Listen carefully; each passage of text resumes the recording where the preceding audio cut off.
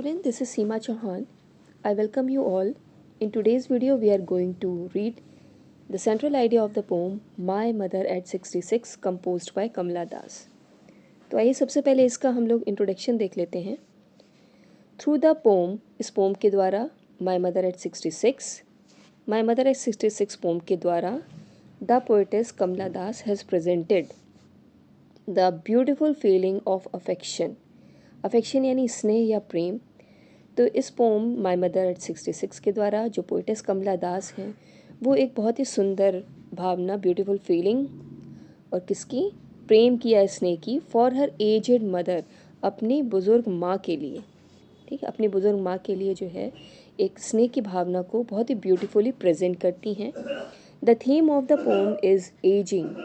इस पोम की जो थीम है, जो विषय वस्तु है, थीम यानी विषय वस्तु, वो है ageing, which is the law of nature, जो कि एक प्रकृति का नियम है. एजिंग यानी कि उम्र का बढ़ना, ये एक लॉ ऑफ नेचर है, जो पैदा हुआ है वो बुज़ुर्ग भी होगा.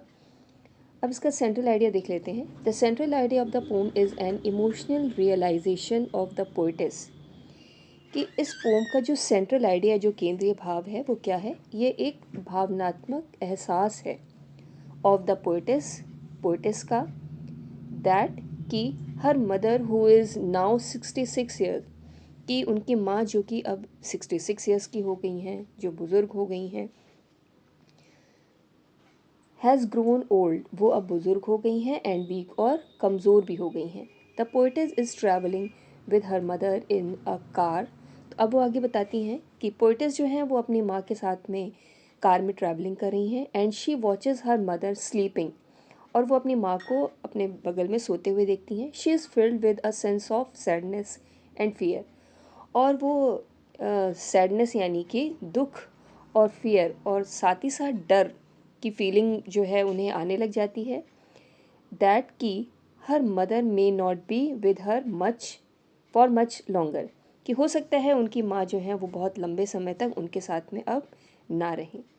The poetess gets scared of this thought. अब पोइटेस जो हैं वो इस थॉट से, इस विचार से स्कैर्ड हो जाती हैं. स्कैर्ड मतलब भयभीत हो जाती हैं, डर जाती हैं. To come out of this negative thought, इस निगेटिव थॉट से बाहर आने के लिए, she looks outside of the car, वो कार से बाहर देखने लग जाती हैं. The world outside is full of life and activity. तो बाहर का जो वर्ल्ड है, जो बाहर का जो संसार है, अब उसमें क्या है कि वहाँ पे उनको लाइफ दिखाई देती है, एक्टिविटीज़, अलग अलग तरह की एक्टिविटीज़ दिखाई देती हैं.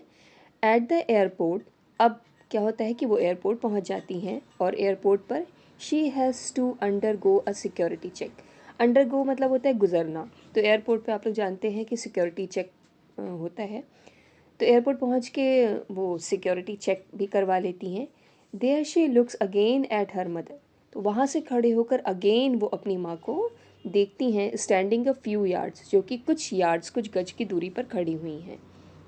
She feels pain to look at the colorless and pale face of her mother. अब क्या होता है कि वहाँ से जो है वो अपनी माँ को देखती हैं, उनके कलरलेस यानी कि उनका चेहरा जो कि कलरलेस हो गया है, उसमें कोई रंग नहीं है, कोई डलनेस आ गई है, एंड पेल, और पीला पड़ जाना. तो कलरलेस और पीले चेहरे को देखती हैं, और फिर से जो है उन्हें क्या होता है, फील्स पेन, वो उन्हें फिर से दुख का एहसास होता है, दर्द का एहसास होता है.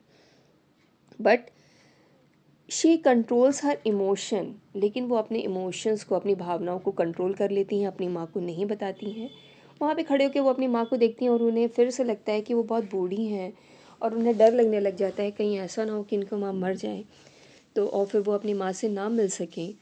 तो इस बात से उनको बहुत दुख होता है, लेकिन वो इस इमोशन को अपनी माँ को एक्सप्रेस नहीं करती हैं. And hopes to see her again, और वो आशा करती हैं कि वो फिर से अपनी माँ को देख पाएंगी. आइए इसके कमेंट्स देख लेते हैं. This poem is written in free verse. यह पोम फ्री वर्स में लिखी है, इसकी अपनी कोई पर्टिकुलर राइम स्कीम नहीं है. The poetess uses simile in the lines. अब पोइटेस ने सिमले का यूज़ किया है किस लाइन में? Her face ashen like that of a corpse. Next line है she was as old as she looked. और थर्ड लाइन है wan pale as a late winter's moon. तो इन तीनों लाइंस में जो है वो पोइटिस ने सिमिले फिगर ऑफ स्पीच का यूज़ किया है। नेक्स्ट फिगर ऑफ स्पीच है metaphor. पोइटिस uses metaphor in the line. पोइटिस ने मेटाफर का यूज़ किया है किस लाइन में? Face ation.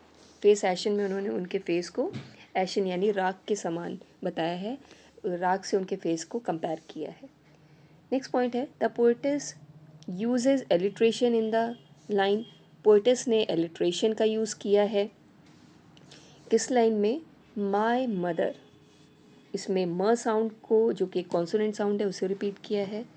एंड नेक्स्ट है all I said was see you soon, और इसमें उन्होंने एस साउंड को बार बार रिपीट किया है जो कॉन्सोनेंट साउंड है, तो यहाँ पे एलिट्रेशन है। नेक्स्ट है the पोइटिस uses personification in the line. पोइटिस ने पर्सोनिफिकेशन का यूज़ किया है किस लाइन में? Young tree sprinting. Young tree sprinting में पर्सोनिफिकेशन, उन्होंने ट्रीज़ को दौड़ते हुए दिखाया है, इसलिए यहाँ पे पर्सोनिफिकेशन है। एंड लास्ट है आपका the पोइटिस uses repetition in the line. उन्होंने रिपीटेशन का यूज़ किया है कहाँ पे? All I did was smile and smile and smile. तो इस लाइन में स्माइल वर्ड को उन्होंने रिपीट किया है, तो यहाँ पे रिपीटेशन है।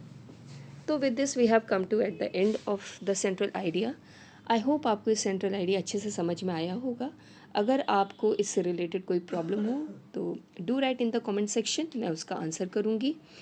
और अगर इस पोम का आपने एक्सप्लेनेशन ना देखा हो तो वो भी चैनल पे अपलोड है, आप उसे भी चेक कर सकते हैं। तो thank you for watching. If you find my video helpful please like and subscribe to my channel. Thank you.